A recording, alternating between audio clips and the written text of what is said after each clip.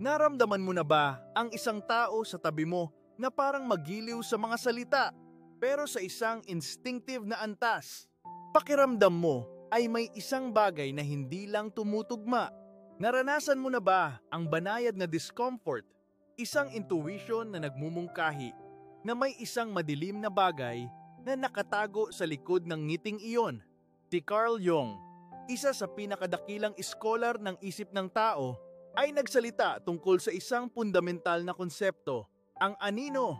Ang anino ay ang nakatagong bahagi natin na hinintay natin, pero madalas nagpapakita sa paraan ng pagtrato natin sa iba. At kapag ang isang tao ay nakadamang galit, inggit o sama ng loob, may ugali silang itago ito pero hindi kailanman lubos. Naroon ang mga senyales. Banayad sila pero hindi maikakaila. At ngayon, ilalantad ko ang 8 hindi maikakailang senyales na nagpapakita kung ang isang mga malapit sa iyo ay may hawak na mga pagalit na damdamin kahit na ginagawa nila ang lahat para itago ang mga ito. Mag-ingat dahil ang senyales numero 8 ay ang pinaka-insidious sa lahat. Maaaring baligtarin ang paraan ng pagtingin mo sa ilang mga tao. Bago tayo magsimula, siguraduhing mag-subscribe sa channel at sa Telegram channel para hindi mo makaligtaan ang susunod na mga video tungkol sa personal o espiritual na paglago. At ngayon, simulan ugitin. Ang unang senyales ay ang paghamak na nakatago bilang ironya. Ang nakatagong puot ay hindi laging nagpapakita ng hayagan. Ang ilang mga tao ay mas gustong ipahayag ito sa pamamagitan ng mga sarkastikong biro, mga panunuya, o matulis na ironya. Pinagtatawanan nila ang mga bagay na alam nilang sensitibo sa'yo. Pero kapag sinubukan mong ituro ito, tumutugon sila ng mga parirala tulad ng, "Nagbibiro lang naman ako. Huwag kang maging touchy," o "Hindi mo alam kung paano maglaro." Ang kilos na ito ay partikular na banayad dahil iniiwan ka nitong hindi komportable. Habang pinapanatili ng ibang tao ang fasad ng isang nagbibiro ng walang malisya. Sa totoo, ang paulit-ulit na ironya tungkol sa ilang mga paksa ay malinaw na senyales ng nakatagong paghamak. Kung ang mga biro niya o palaging iniiwan ka na may pakiramdam ng kahihiyan o pagpapababa. At higit sa lahat, kung inuulit ang mga ito sa parehong mga paksa sa paglipas ng panahon, maaaring hindi ito humor lamang, kundi isang senyales ng itinakwil na puot. Ipinangatwiran ni Jung na ang ating personal na anino ay ipinapakita sa iba sa isang banayad at minsan kahit hindi sinasadya na paraan. Kapag ang isang tao ay paulit-ulit na gumagamit ng ironya para atakehin ang ilang aspeto ng iyong personalidad, naglalantad sila ng isang bahagi ng sarili nila na hindi nila matanggap. Ang ikalawang senyales ay tungkol sa nakatagong sabotahe. Kung ang isang malapit sa iyo ay nadarama na nanganganib sa iyong tagumpay o paglago, maaaring subukan nilang sabotahin ka sa mga banayad na paraan. Ang sabotahe ay hindi laging halata at direkta. Minsan nagpapakita ito sa mga maling payo, miscommunications o maliliit na pagkakamali na. Kapag pinagsama o humihintay sa iyo sa pagkamit ng iyong mga layunin. Ang isang kaibigan o miyembro ng pamilya na nakakalimutang sabihin sa iyo ang mahalagang impormasyon. Iniiwan ang mga pangunahing detalye o hindi sinasadyang nagpapakomplika ng mga bagay para sa iyo ay maaaring hindi kasing absent-minded gaya ng hinintay nila. Kung ang mga insidenteng ito ay inuulit, bali o palagi ang nangyayari sa mga kritikal na sandali, oras na para itanong sa sarili mo kung tunay bang coincidental ang mga ito. Ang pag-obserba sa konsistensyang mga kilos na ito ay tumutulong upang matukoy kung may isang hindi malay na hinintay na sabotahin ka. Ipinaliwanag ni Jung na kapag ang isang tao ay kulang sa tapang para harapin ang kanilang sariling mga pagkabigo, maaaring hindi sinasadya nilang ipapakita ang kanilang frustrasyon sa iba. Hinintay sila upang maiwasang madama ang pagiging inferior. Ang senyales numero 3 ay may kinalaman sa tahimik na kompetisyon. Ang ilang mga tao ay hindi matanggap na matagumpay ka sa isang bagay nang hindi nadarama ang pangangailangang lampasan ka. Ang bawat tagumpay mo ay sinusundan ng pagsisikap nila na ilipat ang focus sa sarili nila ug bawasan ang iyong tagumpay. Kung ibinahagi mo ang isang magandang balita, sa halip na batiin ka, tumutugon sila ng isang bagay tungkol sa sarili nila. Kung ikukwento mo ang iyong tagumpay, mabilis silang magsasabi na nakamit nila ang isang katulad ug mas maganda pa. Ang hindi nasabi na kompetisyong ito ay madalas nagmumula sa malalim na insecurities. Ang mga gumagawa nito ay hindi matiis na makita kang nagniniingning dahil ito ay nagdudulot ng tanong sa kanilang self-esteem. Kung ang bawat usapan sa taong ito ay nagiging kompetisyon, malamang na may hindi na ipahayag na sama ng loob sa likod nito. Ipinangatwiran ni Jung na ang pagpapakita ng anino ay nagdudulot sa mga tao na makita sa iba ang mga katangiang hindi nila ma-develop sa sarili nila. Dahil dito, ang mga nadaramang inferior ay susubukang bawasan ka o makipagkumpetensya sa iyo para maiwasang harapin ang kanilang sariling damdamin ng kakulangan. Ang senyales numero 4 ay tungkol sa mababaw na suporta. Ang mga tahimik na galit sa iyo ay maaaring itago ito sa isang mababaw pero hindi gumaganang suporta. Kapag kailangan mo ng tulong, binabawasan nila ang problema o gumagawa ng mga dahilan para hindi naroon. Kapag nakamit mo ang tagumpay, ang kanilang entusiasmo ay pilit o wala talaga. Ang saloobing ito ay maaaring partikular na malinaw sa mga mahahalagang sandali sa buhay mo. Kung napansin mo na ang isang malapit sa iyo ay palaging hindi available sa mahahalagang sandali o tumutugon ng walang interes sa iyong mga tagumpay, maaaring wala silang tunay na positibong damdamin para sa iyo.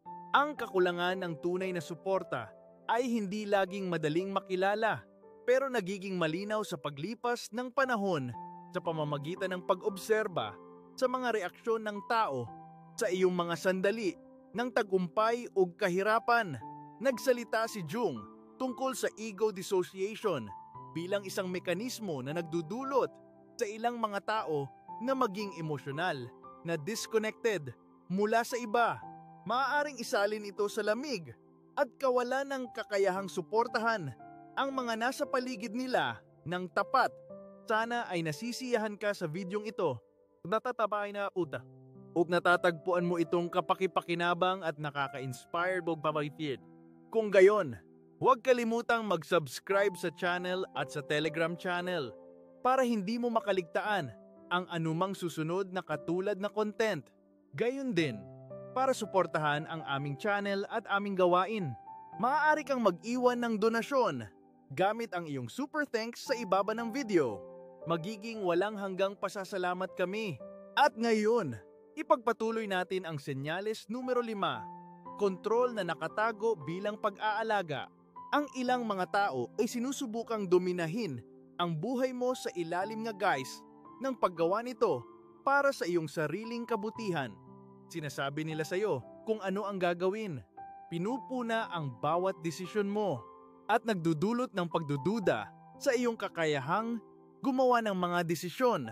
Ang intensyon nila ay hindi suportahan ka, kundi gawing umaasa ka sa kanila.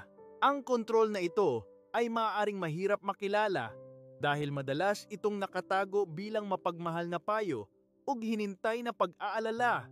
Ang isang pangunahing indicator ay kung paano kanila pinapadama. Kung pagkatapos ng bawat payo, pakiramdam mo ay mas insecure sa halip na mas kumpiyansa, maaaring hiniintay mo ang isang anyo ng manipulasyon. Ipinangatwiran ni Jung na ang pangangailangang kontrolin ang iba ay nagmumula sa malalim na takot sa panloob na kaguluhan. Ang mga taong hindi makapamahala sa kanilang sariling kawalan ng katiyakan ay sinusubukang pamahalaan ang buhay ng iba para hindi harapin ang kanilang sariling emosyonal na kawalang tatag. Ang ika-6 na senyales ay ang pagpapakalat ng kritisismo at tsismis. Ang mga taong may negatibong damdamin sa iyo ay bihirang ipahayag ang mga ito ng direkta. Sa halip, mas gusto nilang pag-usapan ang mga ito sa iba na nagpapakalat ng kritisismo at baluktot na impormasyon tungkol sa iyo. Ang kilos na ito ay particular na insidious dahil nakakaapekto ito sa iyo ng hindi direkta, madalas nang hindi mo napapansin hanggang sa madama mo ang mga kahihinatnan. Kung napansin mo ang mga pagbabago sa saloobin ng mga nasa paligid mo nang walang malinaw na paliwanag, kung ang ilang mga kaibigan o katrabaho ay nagsimulang umiwas sa iyo o kumilos ng mas malamig, posible na may isang tao na nagpapakalat ng negatibong impormasyon tungkol sa iyo. Ang mga maling ug exaggerated na chismis ay makapangyarihang kasangkapan sa mga kamay ng mga may hinintay na sama ng loob. Dahil sinisira nila ang iyong reputasyon ug unti-unting iniiwasan ang iyong pampublikong imahe. Ipinaliwanag ni Carl Jung na ang pangangailangang siraan ang iba ay madalas isang hindi malay na pagtatangka na ipapakita ang sariling insecurities at frailties sa kanila.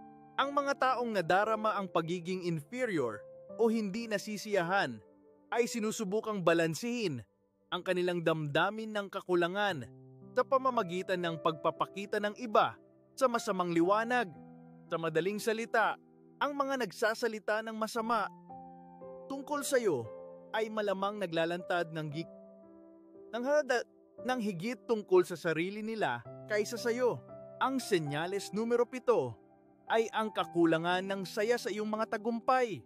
Ang mga tunay na nagmamalasakit sa iyo ay masaya kapag naabot mo ang isang milestone. Sinusuportahan ka nila sa mga mahihirap na panahon, pero ipinagdiriwang din ang iyong mga tagumpay dahil nakikita nila ang iyong tagumpay bilang isang positibo at rewarded. Sa kabilang banda, ang mga may hinintay na sama ng loob sa iyo ay nahihirapang itago ang kanilang inis. Makikilala mo sila sa kanilang malamig na reaksyon, biglang pagbabago ng paksa o mga pagtatangka na bawasan ang iyong mga tagumpay.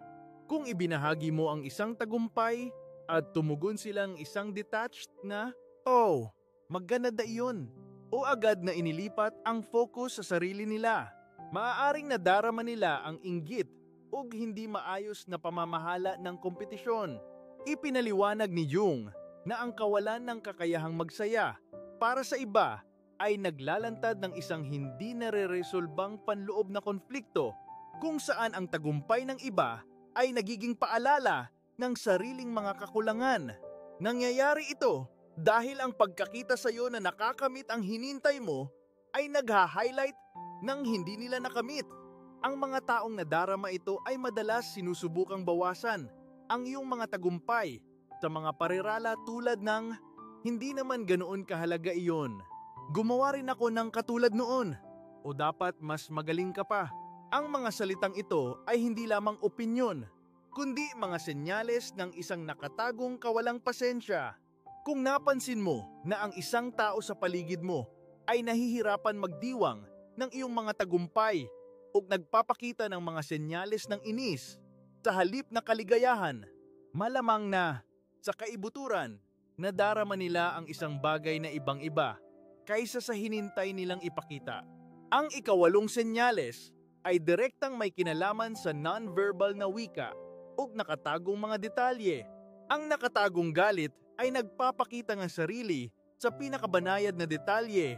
Madalas itong ipinapahayag, hindi sa mga salita, kundi sa mga hindi sinasadyang saloobin at senyale. Ang isang sulyap na nadudulas sa maling sandali, isang pilit na ngiti, isang biglang pagbabago ng ekspresyon, o isang tensyonadong katahimikan ay maaaring magsabi ng higit kaysa sa libong salita. Maraming tao ang sinusubukang itago ang kanilang damdamin, pero ang katawan ay laging nagbubunyag ng pinakamalalim na emosyon. Kung ang isang tao ay nagpapanggap na hinintay ka, pero nadarama ang puot sa'yo, mapapansin mo ito sa mga banayad na galaw. Naninigas ang mga kamay nila kapag nagkukwento ka tungkol sa isang tagumpay. Bahagyang nagbabago ang tono ng boses kapag binibigyan ka nila ng papuri o iniiwasan nila ang eye contact sa ilang mga sandali. Ipinangatwiran ni Jung na ang katawan at ang hindi malay ay hindi kailanman nagsisinungaling. Kahit na sinusubukan ng isang tao na itago ang kanilang damdamin, ang non-verbal na wika ay laging nagbubunyag sa kanila. Nangyayari ito dahil ang malay na isip ay maaaring maglagay ng maskara, pero ang katawan ay tumutugon sa tunay na emosyon. Kung nadarama mo ang tensyon, discomfort, o lamig sa isang tao, magtiwala sa iyong instincts. Maaaring nakakuha ka ng senyales na nahihirapan ang iyong malay na isip na rationalized. Ang pagkilala sa mga senyales na ito ay nangangailangan ng atensyon at sensitivity. Ang mga salita ay maaaring maging mapanlinlang, pero ang body language o maliliit na detalye ay laging naglalantad ng katotohanan. Salamat sa pagsama sa amin sa paglalakbay na ito. Magkita tayo sa susunod na video.